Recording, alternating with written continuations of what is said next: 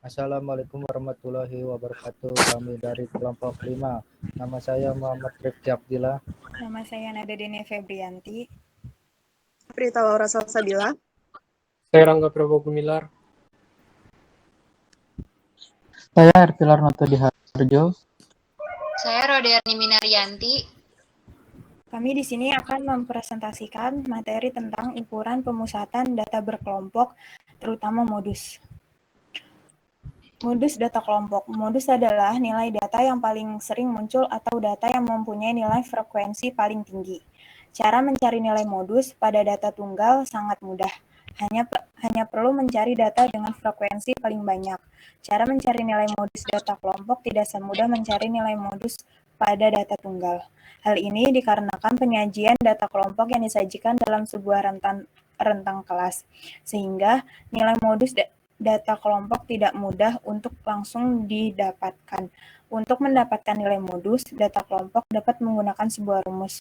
Rumus data kelompok dapat dilihat seperti gambar di bawah ini. Rumusnya adalah MO sama dengan B ditambah buka kurung B1 per B1 ditambah B2 tutup kurung dikali P. Keterangannya, MO adalah modus, B adalah batas bawah kelas interval dengan frekuensi terbanyak. Panjang kelas interval, B1 adalah FM dikurang FM min 1 atau frekuensi kelas modus dikurang frekuensi kelas sebelumnya. B2 sama dengan FM dikurang FM plus 1 atau frekuensi kelas modus dikurang frekuensi kelas sesudahnya. Tentukan nilai modus dari data tabel di atas. Cara menentukan modus data kelompok, kita tinggal cari aja nilai frekuensi tertinggi, yaitu angka 8. Nah, berarti modusnya yang ini. Setelah yang sudah dapat, barulah kita masuk ke rumus umum dari modus data kelompok, yaitu tepi bawah ditambah D1 per D1 tambah D2 kali P. Tepi bawah bisa didapat dari batas bawah dikurangi 0,5. Itu batas bawahnya 47 dikurang 0,5 jadi 46,5 tambah D1. D1 merupakan selisih frekuensi kelas modus dengan kelas sebelumnya, yang berarti 8 dikurang 5 jadi 3. 1 tambah D2. D2 merupakan selisih frekuensi kelas modus dan kelas setelahnya, yang berarti 8 dikurang 2, 6. 3 per 3 tambah 6, P-nya 6. 46,5 ditambah 3 per 9 kali 6. Pertama-tama, 3 dikalikan dengan 6, hasilnya 18. 18 dibagi 9, hasilnya 2.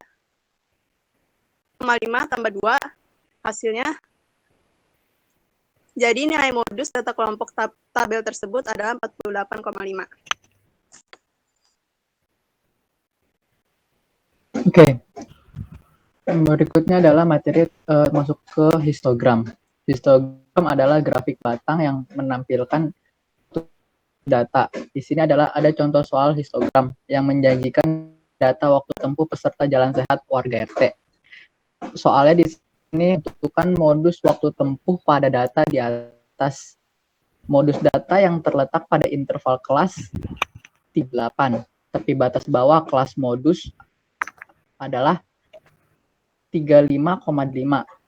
Selisih frekuensi antara kelas modus dan sama dengan D1 sama dengan 32 kurang 15 sama dengan 17.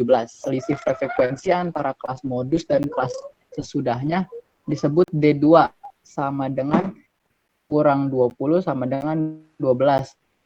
Kelasnya atau P sama dengan 3. Lanjut. Dengan demikian, nilai modus dapat dihitung sebagai berikut. 35,5 ditambah buka kurung 17 per 17 tambah kurung dikali 3 sama dengan 35,5 ditambah 17 per 29 dikali 3. 5,5 ditambah 51 per 29 sama dengan 35,5 tambah 1,758 sama dengan 27,258 menjadi modus waktu tempuhnya adalah 37,258 menit. OGIF positif dan negatif. Ada dua jenis penyajian data dalam bentuk OGIF, yaitu OGIF positif dan negatif. OGIF merupakan bentuk penyajian data dalam grafik berdasarkan data yang sudah disusun dalam bentuk tabel distribusi frekuensi kumulatif. OGIF sering disebut sebagai grafik frekuensi meningkat. Hal ini dikarenakan cara pembuatannya dengan menjumlahkan frekuensi pada setiap kelas sebelumnya atau setelahnya. Bentuk OGIF seperti poligon, sehingga sering disebut juga sebagai poligon distribusi frekuensi kumulatif. Frekuensi kumulatif kurang dari untuk suatu kelas adalah jumlah frekuensi semua kelas sebelum kelas tersebut dengan frekuensi kelas itu. Sedangkan frekuensi kumulatif lebih dari suatu kelas adalah jumlah frekuensi semua kelas sesudah kelas tersebut dengan frekuensi kelas itu. Cara membuat OGIF positif. Contoh soal. Kelas pertama dimulai dari nilai 71 sampai 75 dengan frekuensi sebanyak 2. Untuk kelas kedua dimulai dengan 76 sampai 80 dengan frekuensi sebanyak 4. Kelas ketiga dimulai dengan 12 dengan nilai frekuensi sebanyak 8. Kelas ketiga memuat 12 data nilai matematika dengan rentang 81 sampai 85. Kelas keempat dengan rentang 86 sampai 90 dengan frekuensi sebanyak 13.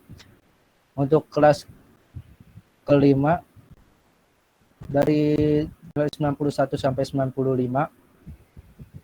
dengan nilai frekuensi sebanyak 6, dan kelas ke-6 dari 96 sampai 100 dengan sebanyak 3 frekuensi.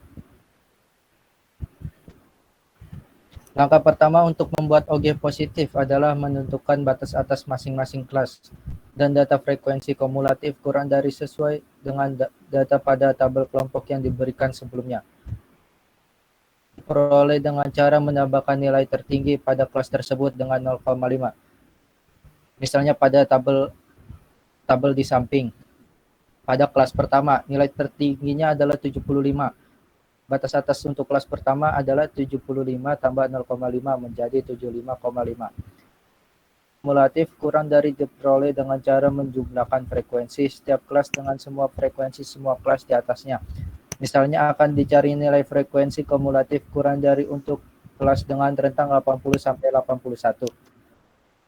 Frekuensi kelas tersebut adalah 12 dan dua kelas sebelumnya memiliki nilai frekuensi 2 dan 4 sehingga nilai frekuensi kumulatif kurang dari untuk kelas 81 sampai 85 adalah 2 tambah 4 tambah 12 menjadi 18.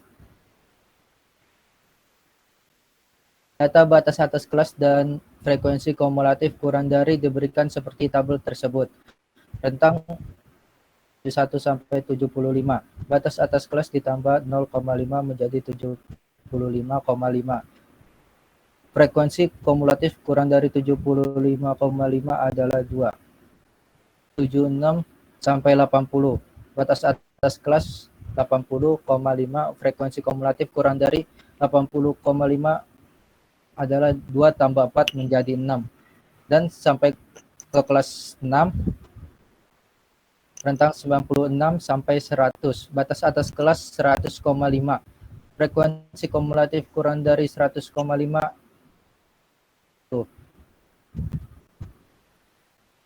Berikut adalah menyiapkan bidang kartesius yang memuat nilai pada sumbu X dan data frekuensi pada sumbu Y. Untuk data dengan tabel di atas diperoleh gambar bidang seperti di bawah. Selanjutnya, pasangkan data yang sesuai antara data nilai batas atas setiap kelas dan frekuensi kurang dari seperti terlihat pada gambar di bawah ini. Kemudian, hubungkan setiap titik sehingga membentuk sebuah kurva, sehingga akan diperoleh gambar OGIF positif seperti yang terlihat pada gambar OGIF di bawah. Garis dari bawah kiri ke kanan atas.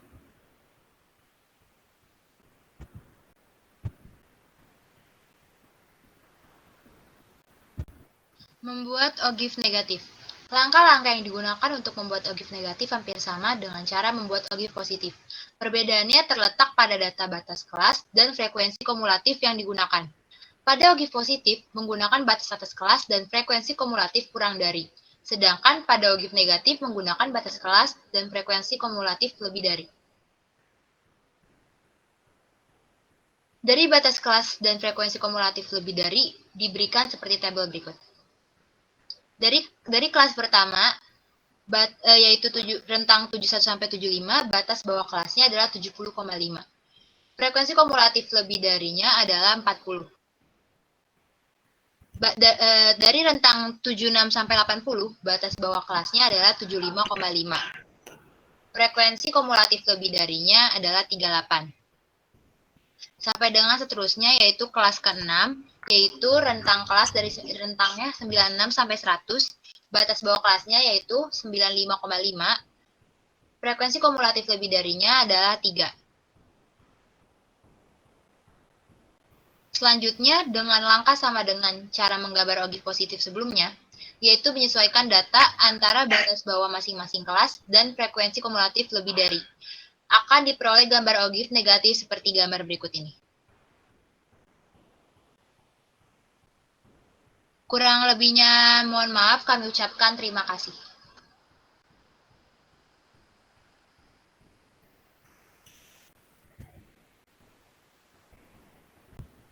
Assalamualaikum warahmatullahi wabarakatuh.